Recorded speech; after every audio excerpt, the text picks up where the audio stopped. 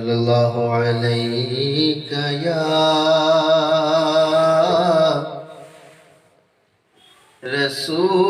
رسول اللہ وسلم علیک یا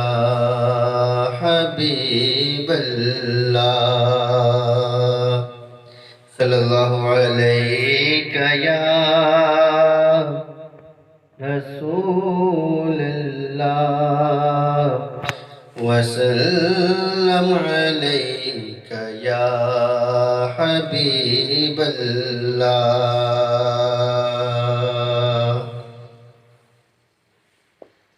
صبح طیبہ میں ہوئی بٹتا ہے باڑا نور کا صبح طیبہ میں ہوئی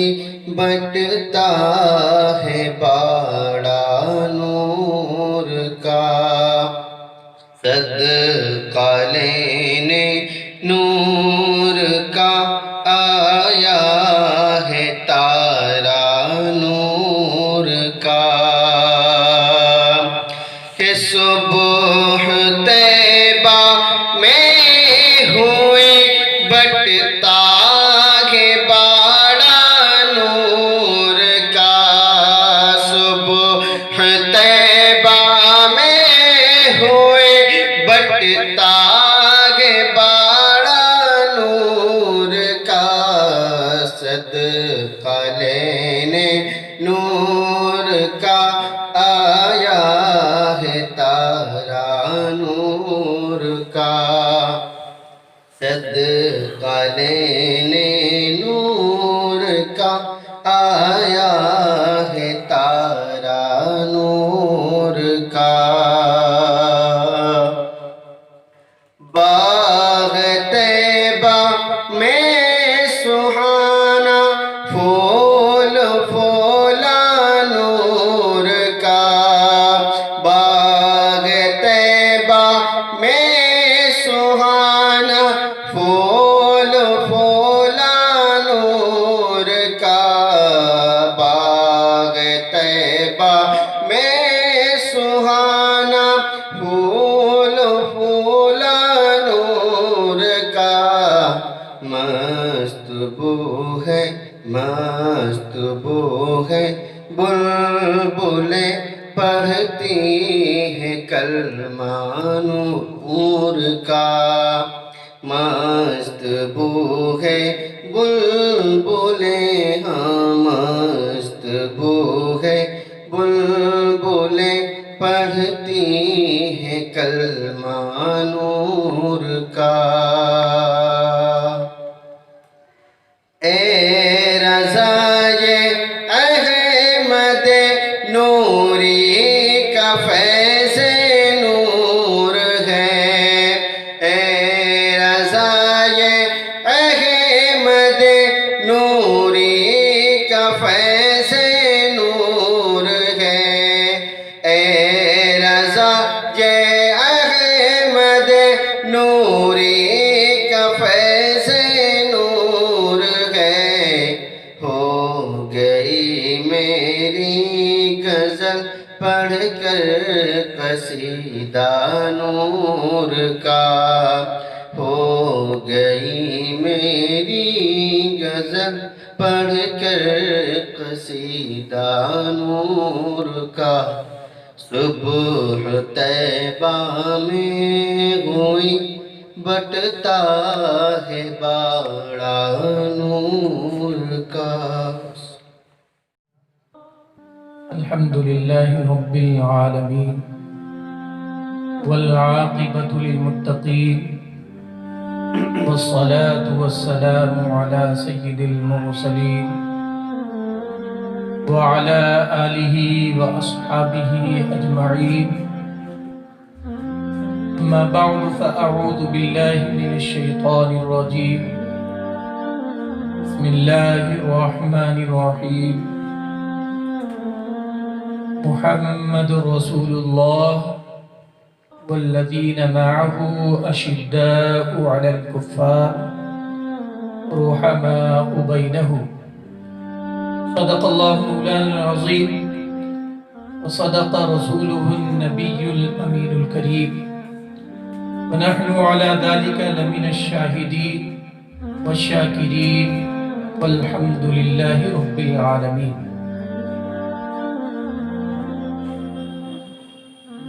آج اس 10 روزہ پروگرام کی دوسری کڑی کی حیثیت سے میں حاضر ہوں. مجھے جو عنوان دیا گیا ہے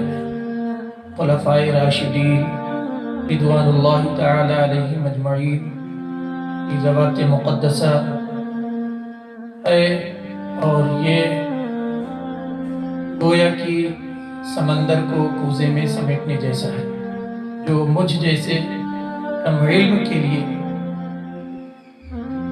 یکسر ناممکن ہے. پھر بھی اس سمندر سے چند قطرے حاصل کر کے اپنے لیے باعث فخر سمجھتا ہوں. کسی شاعر نے اپنے شعر میں خلفائے راشدین رضوان اللہ تعالی علیہم اجمعین کو جمع کر کے کہا: صدیق عکس حسن کمال محمد است، صدیق عکس حسن کمال محمد است، فاروق ذل جاہ و جلال محمد است، عثمان ضیائے شمع جمال محمد است، حیدر بہار باغ خصال محمد است. اسلام ما اطاعت خلفائے راشدین، اسلام ما اطاعت خلفائے راشدین، ایمان ما حب آل محمد است. شاعر نے اپنی اس شعر میں تمام خلفائے راشدین کو جمع کر دیا اور آخر میں یہ بتایا کہ اسلام اطاعت خلفائے راشدین ہی ہمارے لیے ہے، اور یہ سب کچھ کرنے کے بعد اگر آل محمد صلی اللہ علیہ وسلم اور رضوان اللہ تعالی علیہم اجمعین کی محبت نصیب نہیں ہے تو کچھ نہیں. اللہ کے پیارے رسول صلی اللہ علیہ وسلم کے صحابہ یہ اپنی مثال آپ ہیں. اللہ تبارک و تعالی نے اس سرزمین پر سب سے بہتر و برتر ہمارے آقا و مولا جناب احمد مجتبی محمد مصطفیٰ صلی اللہ علیہ وسلم کو بنایا. تو ظاہر ہے کہ آپ کے جو رفقا ہوں گے، آپ کے جو ہمنشی ہوں گے، آپ کے صحابہ ہوں گے، وہ سب سے بہتر ہوں گے، کیونکہ انسان اپنے ہمنشینوں سے جانا اور پہچانا جاتا ہے. جب نبی اکرم صلی اللہ علیہ وسلم سب سے بہتر ہیں تو آپ کے صحابہ بھی تمام انسانوں میں بہتر ہوں گے. یہی وجہ ہے کہ اللہ تبارک و تعالیٰ نے تمام انسانوں میں انبیاء کے بعد اپنے نبی صلی اللہ علیہ وسلم کے صحابہ کو سب سے افضل مقام و مرتبہ دے کر کے نبی کا ہمنشین اور نبی کے جانثاران میں ان کو شامل کیا. اور ان میں خصوصاً حضرت ابوبکر صدیق رضی اللہ تعالیٰ عنہ کی ذات ہے. حضرت ابوبکر صدیق رضی اللہ تعالیٰ عنہ نبی اکرم صلی اللہ علیہ وسلم کے ساتھ سائے کی طریقے سے ہمیشہ ساتھ رہے. جب سے ایمان لائے، اس کے ایمان لانے سے پہلے بھی، اور نبی اکرم صلی اللہ علیہ وسلم کی وفات تک رسول اللہ صلی اللہ علیہ وسلم کے سائے کی طرح سے آپ صلی اللہ علیہ وسلم کے ساتھ رہے. چاہے نبی اکرم صلی اللہ علیہ وسلم کے ساتھ مکہ سے ہجرت کرنا ہو، یا ہجرت کے راستے میں جو بھی مصیبتیں آئیں ان کو برداشت کرنا ہو، یا رسول اللہ صلی اللہ علیہ وسلم کی تصدیق کرنا ہو، یا اللہ کے رسول صلی اللہ علیہ وسلم کی ہر طریقے سے مدد کرنی ہو، مال ہو، اولاد ہو، ہر طریقے سے رسول اللہ صلی اللہ علیہ وسلم کے ساتھ اپنی پوری امانت داری کے ساتھ حضرت ابوبکر صدیق رضی اللہ تعالیٰ عنہ نے نبی اکرم صلی اللہ علیہ وسلم کا ساتھ دیا۔ یہی وجہ ہے کہ نبی اکرم صلی اللہ علیہ وسلم کے بعد جو سب سے بڑا مقام و مرتبہ علماء اہل سنت والجماعت کے نزدیک سب سے بڑا مرتبہ ہے، وہ حضرت ابوبکر صدیق رضی اللہ تعالیٰ عنہ کا ہے۔ اور یہ تمام متفقہ سب کا فیصلہ ہے کہ حضرت ابوبکر صدیق رضی اللہ تعالیٰ عنہ انبیاء کرام کے بعد سب سے بڑا اور بلند مقام رکھتے ہیں، اور یہ نبی اکرم صلی اللہ علیہ وسلم کی صحبت ہی کا اثر ہے۔ حضرت ابوبکر صدیق رضی اللہ تعالیٰ عنہ نبی اکرم صلی اللہ علیہ وسلم سے عمر میں تقریباً 2 سال چھوٹے ہیں، لیکن ایک روایت میں آتا ہے کہ نبی اکرم صلی اللہ علیہ وسلم سے 2 سال بڑے ہیں۔ اس روایت کے مطابق حضرت امام جلال الدین سیوطی نے اپنی کتاب تاریخ الخلفاء میں نقل کیا کہ ایک موقع پر اللہ کے رسول صلی اللہ علیہ وسلم نے پوچھا، اے ابوبکر میں بڑا ہوں کہ تم بڑے ہو؟ تو حضرت ابوبکر صدیق رضی اللہ تعالیٰ عنہ کا وہ جواب، بادب مؤدب جواب بھی سماعت فرمائیں کہ آپ فرماتے ہیں کہ یا رسول اللہ بڑے تو آپ ہی ہیں، لیکن میں عمر میں آپ سے زیادہ ہوں۔ یہ آپ صلی اللہ علیہ وسلم کا ادب اپنے سینے میں رکھتے تھے کہ اس روایت سے ثابت ہوتا ہے کہ حضرت ابوبکر صدیق رضی اللہ تعالیٰ عنہ 2 سال بڑے ہیں، لیکن جو مشہور ہے وہ یہ ہے کہ نبی اکرم صلی اللہ علیہ وسلم سے 2 سال چھوٹے ہیں۔ اور اللہ کے رسول صلی اللہ علیہ وسلم نے حضرت ابوبکر صدیق رضی اللہ تعالیٰ عنہ کے لیے فرمایا اپنے صحابہ کو خطاب کرتے ہوئے کہ لا تؤذونی فی صاحبی، اے میرے صحابہ میرے جو ہے صحابی کے تعلق سے مجھے تکلیف مت دو۔ کیوں؟ نبی اکرم صلی اللہ علیہ وسلم نے فرمایا کہ جب اللہ تبارک و تعالیٰ نے مجھے دین اور جو ہے حق کے ساتھ مبعوث فرمایا تھا تو فَقُلْتُمْ كَذَبْتَ، تو تم سب نے کہا تھا کہ جھوٹ بولے، لیکن ابوبکر صدیق ہی ایسے ہیں کہ جنہوں نے سب سے پہلے تصدیق کی اور فرمایا صدقتا۔ تو اللہ کے رسول صلی اللہ علیہ وسلم کی تصدیق کرنے والوں میں اولین فہرست میں حضرت ابوبکر صدیق رضی اللہ تعالیٰ عنہ کا نام آتا ہے۔ اور اللہ کے رسول صلی اللہ علیہ وسلم پر اپنی جو ہے اپنی دولت کے ذریعے سے، اپنی اولاد کے ذریعے سے حضرت ابوبکر صدیق رضی اللہ تعالیٰ عنہ نے پوری امانت داری کا ساتھ دیا، اور خود اللہ کے رسول صلی اللہ علیہ وسلم نے فرمایا کہ اللہ تبارک و تعالیٰ ابوبکر پر رحم فرمائے، انہوں نے اپنی بیٹی کی شادی مجھ سے کی ہے اور جو ہے اپنے مال سے میری مدد کی ہے اور خود بلال کو آزاد کیا ہے۔ یہ نبی اکرم صلی اللہ علیہ وسلم نے حضرت ابوبکر صدیق رضی اللہ تعالیٰ عنہ کے لیے دعائیں دی۔ اور آپ یہ دیکھیں کہ نبی اکرم صلی اللہ علیہ وسلم کی باتوں کو، نبی اکرم صلی اللہ علیہ وسلم کے اشارات کو آپ سب سے زیادہ سمجھتے تھے۔ ایک موقع پر اللہ کے رسول صلی اللہ علیہ وسلم نے فرمایا کہ ایک بندے کو اللہ تبارک و تعالیٰ نے دنیا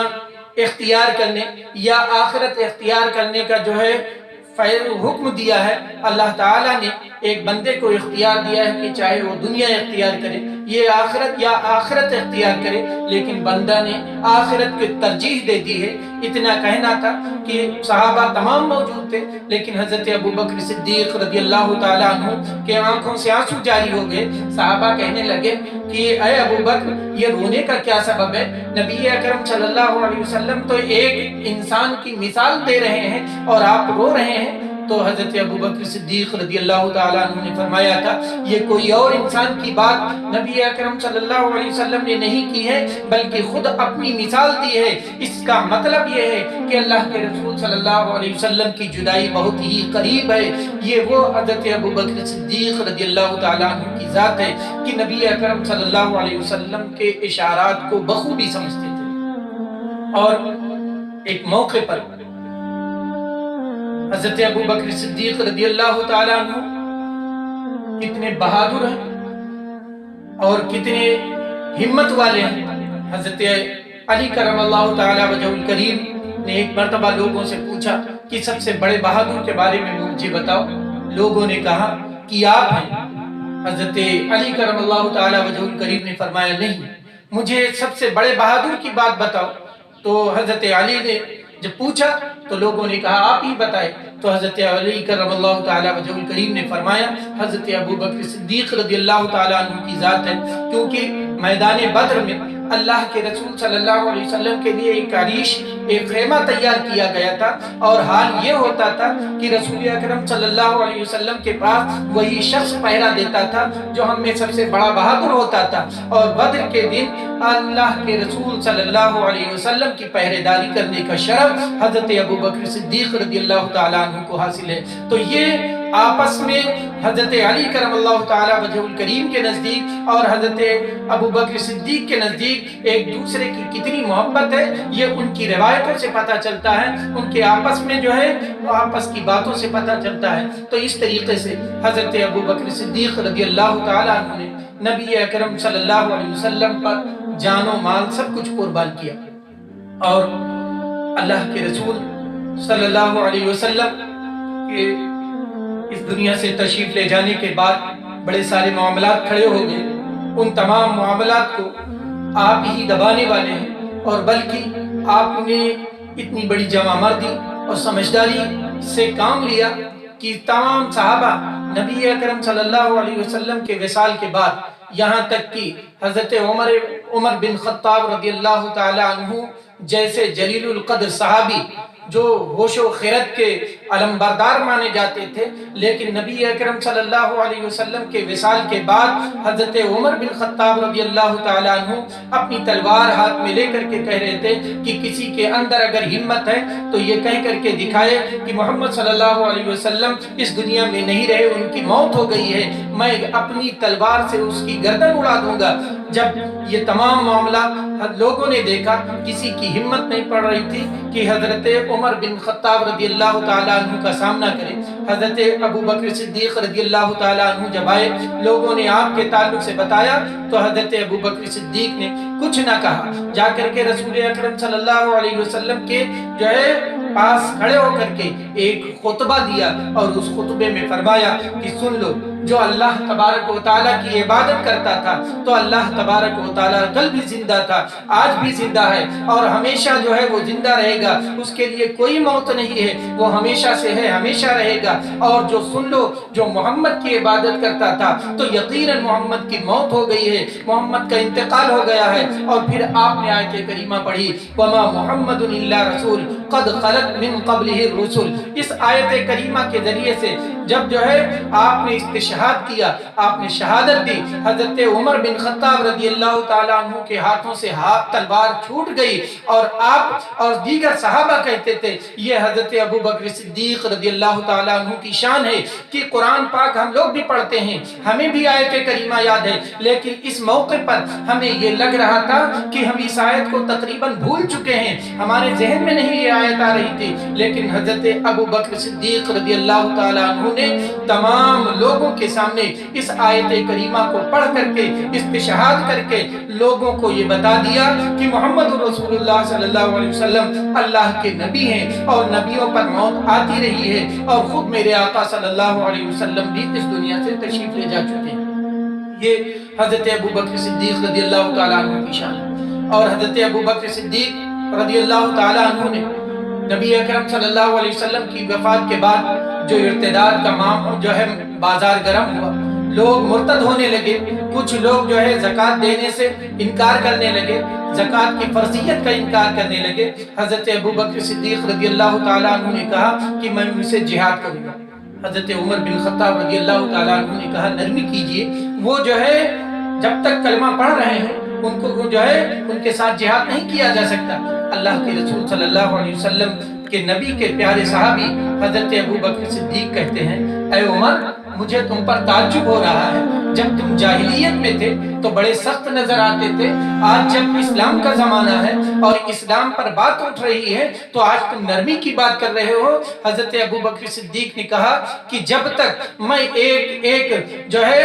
پائی کا حساب نہیں لے لوں گا، سب سے زکوٰۃ نہیں وصول کر لوں گا، میں جو ہے سب کے ساتھ جہاد کرنے کے لیے تیار ہوں، اور اللہ کے نبی صلی اللہ علیہ وسلم کی شریعت کو پوری طریقے سے عمل کراؤں گا۔ یہ حضرت ابو بکر صدیق رضی اللہ تعالیٰ عنہ کی ذات ہے۔ تو یہ تو آپ کے بہت سارے فضائل ہیں، میں بیان نہیں کر سکتا۔ اور دوسری ذات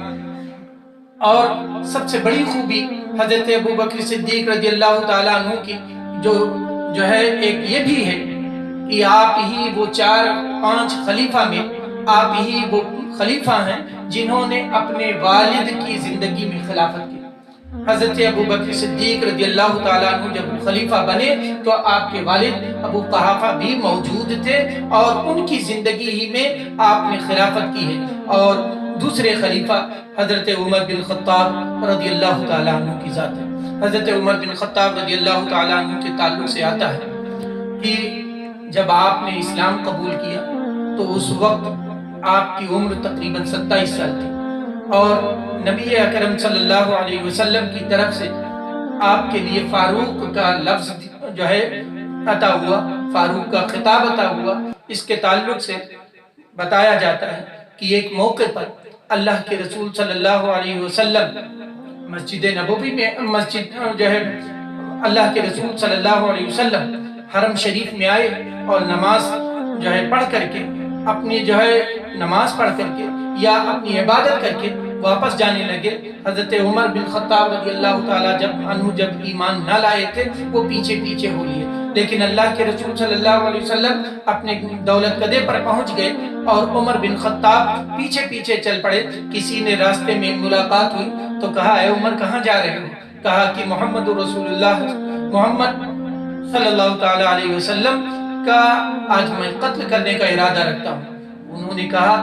ملنے والے نے کہ اگر تم یہی جو ہے ارادہ رکھتے ہو تو سب سے پہلے اپنے گھر والوں کی خبر تو لے لو۔ جب انہوں نے پورا ماجرا بتایا، واقعہ آپ لوگوں نے بہت ہی سنا ہوگا، تو آخر کار جب اپنی بہن کے گھر پہنچے، بہن اور بہنوئی دونوں کو مارا اور پیٹا، زد و کوب کیا، لیکن جب دیکھا کہ مار پیٹ کے باوجود بھی ان لوگوں کی حالت میں تبدیلی نہیں آ رہی ہے تو بہن سے کہا وہ قرآن جس کو تم لوگ پڑھتے ہو مجھے بھی دو۔ تو بہن نے کہا یہ اس کو صرف صاف ستھرے لوگ ہی چھوتے ہیں اور اس کو ناپاک لوگ نہیں، جو وضو پہلے کر لیتے ہیں وہی چھونے کا حقدار ہیں۔ تو حضرت عمر بن خطاب رضی اللہ تعالیٰ عنہ نے وضو کیا اور وضو کرنے کے بعد سورہ طٰہٰ کی تلاوت شروع کر دی۔ ایک روایت میں آتا ہے کہ جب اس لفظ پر پہنچے انی انا اللہ، کہ میں ہی رب ہوں، لا الہ الا انا فاعبدنی واقم الصلاۃ لذکری، اس آیت کریمہ پر پہنچے تو حضرت عمر بن خطاب رضی اللہ تعالیٰ عنہ کے آنکھوں سے آنسو جاری ہو گئے اور کہنے لگے کہ مجھے محمد رسول اللہ کا پتہ دو، میں ان سے جو ہے ان کے سامنے ان سے ملنا چاہتا ہوں۔ لوگوں نے بتایا وہ ارقم کے گھر یعنی دار ارقم میں موجود ہیں۔ اللہ کے رسول صلی اللہ علیہ وسلم سے ملنے کے لیے حضرت عمر بن خطاب رضی اللہ تعالیٰ عنہ گئے تو وہاں دیگر معاملات کے ساتھ سب سے پہلے یہ ہوا کہ آپ جیسے ہی اللہ کے رسول صلی اللہ علیہ وسلم تشریف لاتے دروازے پر اور آپ نے دیکھتے ہی لا الہ الا اللہ محمد رسول اللہ پڑھ لیا، اور پھر جب کلمہ پڑھا تو اللہ کے رسول صلی اللہ علیہ وسلم نے فرمایا اے عمر اپنے ایمان کو چھپا کر کے رکھنا، اپنے اس کلمے کے جو ہے کلمے کی بات کو صیغہ راضی میں رکھنا۔ حضرت عمر نے کہا یا رسول اللہ جب تک میں غلط پر تھا اپنے کفر و شرک کو اعلانیہ جو ہے عام کرتا تھا، اب جو ہے اپنے حق ہونے کے باوجود میں چھپ کر کے جو ہے عبادت کروں یا اپنا اسلام چھپاؤں، یہ نہیں ہو سکتا ہے۔ اسی لیے حضرت عمر رضی اللہ تعالیٰ عنہ نے گلیوں میں چکر لگانا شروع کر دیا اور لوگوں سے بتایا کہ لوگوں اگر کسی میں ہمت ہے تو میرا مقابلہ کرے۔ اب سے جو ہے عمر اور عمر کے جو ہے تمام رفقا وہ مکہ مکرمہ کی اس مسجد حرام میں عبادت کھل کر کے کریں گے، اور یہی وہ وجہ ہے کہ اسی دن سے حق و باطل میں فرق ہو گیا کہ باطل الگ جو ہے جانا جانے لگا اور حق الگ جانا جانے لگا۔ ایک امتیازی شان حضرت عمر بن خطاب رضی اللہ تعالیٰ عنہ سے اسلام کو ملی۔ یہی وجہ ہے کہ رسول اکرم صلی اللہ علیہ وسلم نے فرمایا کہ عمر وہ فاروق ہیں، انہی کی وجہ سے حق و باطل میں فرق پیدا ہوا۔ اس طریقے سے حضرت عمر بن خطاب رضی اللہ تعالیٰ عنہ کی ذات جو ہے سے اسلام کا بول بالا ہوتا ہے۔ اور یہ حضرت عمر بن خطاب رضی اللہ تعالیٰ عنہ نے اپنے دور خلافت میں بڑی ہی نمایاں جو ہے خدمات انجام دی ہیں، جن میں بہت ساری چیزوں میں کچھ چیزیں یہ ہیں کہ جیسے مسجد نبوی کی فرش جو کنکریٹ کے ساتھ پکی بنوائی سب سے پہلے حضرت عمر بن خطاب رضی اللہ تعالیٰ عنہ نے، اور مؤذنوں کو جو ہے اگر کسی نے سب سے پہلے وظیفہ جاری کیا تو حضرت عمر بن خطاب رضی اللہ تعالیٰ عنہ نے۔ اس طریقے سے حضرت عمر بن خطاب رضی اللہ تعالیٰ عنہ نے بہت ہی نمایاں کام کیے، اور آپ کے زمانے میں اسلام جو ہے پوری دنیا میں تقریباً پھیل چکا، اور حضرت عمر بن خطاب رضی اللہ تعالیٰ عنہ جب تک زندہ رہے کسی میں ہمت نہ رہی کہ اسلام کی طرف آنکھ اٹھا کر کے دیکھتا۔ اللہ تبارک و تعالیٰ کہ وہ ایسے شیر تھے کہ ان کے ہوتے ہوئے کسی میں ہمت نہ رہی، لیکن آخرکار اللہ تبارک و تعالیٰ کہ اس بندے پر جب آخری وقت آتا ہے تو حضرت عمر بن خطاب رضی اللہ تعالیٰ عنہ اپنے رب کی بارگاہ میں دعا کرتے ہیں کہ اے پروردگار، عمر پر بڑھاپا طاری ہو رہا ہے اور عمر کے اندر اب وہ طاقت نہ رہی، اے پروردگار عمر کی موجودگی میں کوئی خرابی پیدا ہو اس سے پہلے ہی عمر کو اس دنیا سے اٹھا لینا۔ اور یہی آپ دعا کرتے رہے، آخرکار آپ کی دعائیں قبول ہوتی ہیں، اور وہ آخری وقت بھی آتا ہے کہ مغیرہ بن شعبہ رضی اللہ تعالیٰ عنہ حاکم جو ہے شام کے حاکم تھے، گورنر تھے، ان سے جب انہوں نے ایک خط لکھا کہ اے امیر المومنین، ہمارے یہاں ایک نوجوان ہے، اور یہ وجہ یہ تھی کہ حضرت عمر بن خطاب نے مدینہ میں تمام نوجوانوں پر، جوانوں پر، باہری جو نوجوان ہوتے تھے ان پر پابندی لگا دی تھی کہ مدینہ میں داخلہ نہیں کر سکتے۔ حضرت مغیرہ بن شعبہ نے لکھا کہ ہمارے یہاں کا ایک جو نوجوان ہے وہ اچھی جو ہے صنعت گیری جانتا ہے، اچھے تمام پیشے اسے معلوم ہے، اگر اس کو اپنے قریب بلا لیا جائے تو وہ لوگوں کو، مدینہ کے لوگوں کو بہت سارے کام سکھا دے گا۔ حضرت عمر بن خطاب رضی اللہ تعالیٰ عنہ نے حضرت مغیرہ بن شعبہ کی سفارش پر اسے اجازت دے دی۔ وہ آیا اور آنے کے بعد کہا اے عمر بن خطاب، عمر بن خطاب، اے امیر المومنین، میں آپ کے پاس آیا ہوں اپنی شکایت لے کر کے۔ بات یہ ہے کہ مجھ سے جو میرے گورنر ہیں وہ اتنا زیادہ ٹیکس لیتے ہیں کہ میں بھرپائی نہیں کر پاتا۔ اور جب سنا تو حضرت عمر بن خطاب نے کہا نہیں، یہ زیادہ نہیں ہے، اتنا تمہارے اوپر زیادہ نہیں ہے۔ وہ اسی دن سے جلنے لگا۔ ایک دوسرے دن حضرت مغیرہ جو ہے عمر نے اس آدمی کو بلایا، اور بلانے کے بعد کہا سنو، تم میرے لیے ایک چکی بنا دینا چاہتے تھے، وہ چکی بنا دو۔ حضرت عمر کی بات سن کر کے، وہ پہلے ہی سے جلا بھنا تھا، اس نے کہا اے عمر، اے خلیفہ، میں آپ کے لیے ایسی چکی بناؤں گا کہ دنیا یاد رکھے گی۔ جب وہ چلا گیا، حضرت عمر نے کہا اس نوجوان نے مجھے قتل کی دھمکی دی ہے، اور یہ قتل کی دھمکی دے کر کے چلا گیا ہے۔ آخرکار آپ اپنے معمول کے اعتبار سے صبح فجر کے وقت نمازیوں کو جگا کر کے مسجد میں تشریف لاتے تھے، اور جب آپ مسجد میں آئے تو وہ پیچھے ہی کھڑا ہو گیا، اور آپ پر اس نے وار کیا، اور وار کرنے کا جو ہے انجام یہ ہوا، آپ کی اسی زخم سے شہادت ہو جاتی ہے۔ تو اس طریقے سے حضرت عمر بن خطاب رضی اللہ تعالیٰ عنہ کی شہادت ہو گئی۔ اور تیسرے خلیفہ حضرت عثمان غنی رضی اللہ تعالیٰ عنہ، حضرت عثمان غنی رضی اللہ تعالیٰ عنہ کے لیے تمام جو ہے شرافت کی باتوں میں سے ایک جو ہے شرف کی بات یہ ہے کہ اللہ کے رسول صلی اللہ علیہ وسلم کی دو شہزادیاں آپ کے نکاح میں تھیں۔ جب غزوہ بدر کا موقع تھا، حضرت رقیہ رضی اللہ تعالیٰ عنہ بیمار تھی، مدینہ میں اللہ کے رسول صلی اللہ علیہ وسلم نے آپ کو چھوڑ دیا تھا، آپ ان کی تیمارداری کرتے تھے، اور جو بدر کے جو مال غنیمت میں آپ کو بھی حصہ دیا گیا، لیکن ادھر جو ہے غزوہ بدر کی راتیں چل رہی تھی، ادھر حضرت رقیہ کا انتقال ہو جاتا ہے۔ جب وہاں سے آنے والا انسان جب آپ کو خبر دیتا ہے کہ وہ خوشخبری سناتا ہے کہ غزوہ فتح ہو چکا ہے تو اسی دن حضرت رقیہ رضی اللہ تعالی عنہ کی تدفین مدینہ منورہ میں حضرت عثمان غنی رضی اللہ تعالی عنہ نے کر دی. اور پھر اس کے بعد جب وقت آیا تو نبی اکرم صلی اللہ علیہ وسلم نے اپنی دوسری شہزادی حضرت ام کلثوم کی بھی شادی حضرت عثمان غنی کے ساتھ کر دی. روایت میں آتا ہے کہ کسی انسان کو یہ شرف حاصل نہیں ہے کہ اس کے نکاح میں جو ہے کسی نبی کی 2 بیٹیاں رہی ہو سوائے حضرت عثمان غنی کے. حضرت عثمان غنی ہی کو یہ شرف حاصل ہے کہ کسی نبی کی 2 بیٹی ان کے جو ہے آپ کے نکاح میں آئی. اور ایک مرتبہ حضرت اسامہ بن زید رضی اللہ تعالی عنہ سے نبی اکرم صلی اللہ علیہ وسلم نے پوچھا. حضرت اسامہ بن زید حضرت عثمان غنی کے دولت گدے پر گئے تھے اور ان سے پوچھا کہ کیا تم نے رقیہ اور عثمان سے بہتر کوئی جوڑا دیکھا ہے؟ تو حضرت اسامہ بن زید رضی اللہ تعالی عنہ نے فرمایا نہیں. اور چونکہ یہ وہ زمانہ تھا جو ہے جب مدینہ منورہ میں ابھی غزوہ بدر بھی نہیں ہوا تھا، اس کے پہلے ہی جو ہے اسی درمیان حضرت رقیہ کا انتقال ہو جاتا ہے. تو یہ اس سے ثابت ہی ہوتا ہے کہ حضرت عثمان غنی رضی اللہ تعالی عنہ کو بڑی فضیلت حاصل ہے. اور اسی 2 بیٹیوں کی وجہ سے، 2 شہزادیوں کی وجہ سے، رسول اکرم صلی اللہ علیہ وسلم کی 2 بیٹی نکاح میں ہونے کی وجہ سے آپ کو ذو النورین کہا جاتا ہے. اور آپ کا سلسلہ نسب بھی نبی اکرم صلی اللہ علیہ وسلم سے ملتا ہے. اور جو آپ کی والدہ ہیں وہ نبی اکرم صلی اللہ علیہ وسلم کی پھوپھی